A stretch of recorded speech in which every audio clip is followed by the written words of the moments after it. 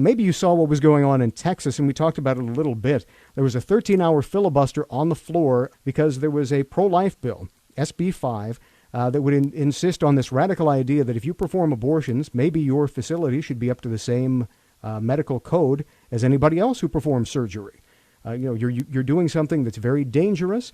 You're doing something that claims the lives of many women every year, even though we have legalized abortion in order to preserve us from back alley abortions where women allegedly died by throngs. We see the same deaths occurring in places like Planned Parenthood all the time.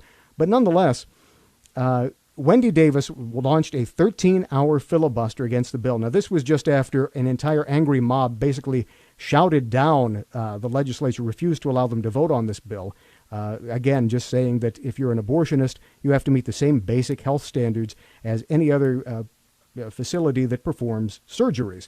Wendy Davis filibustered it. Here is Evan Smith, who is the editor of the left-wing Texas Tribune, and he is on public television with Gwen Ifill, and he likens Wendy Davis to, well, you got to hear it. Roll clip number 8, please.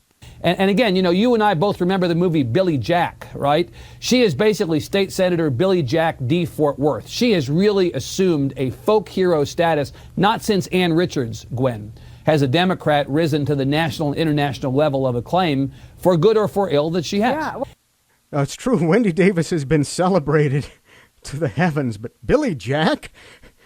First of all, does anybody remember the movie Billy Jack?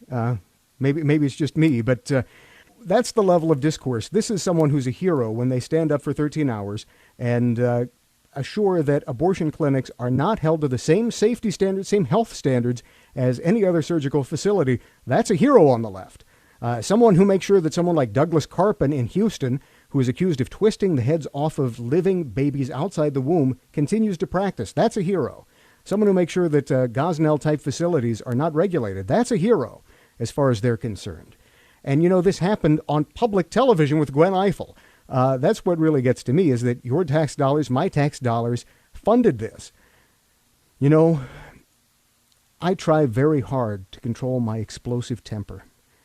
But when I think and turn around in my memory how long American taxpayers will have to work to finance this idiotic moment of his, I just go berserk. There are probably 3 people who got that reference, and they're all over the age of 40.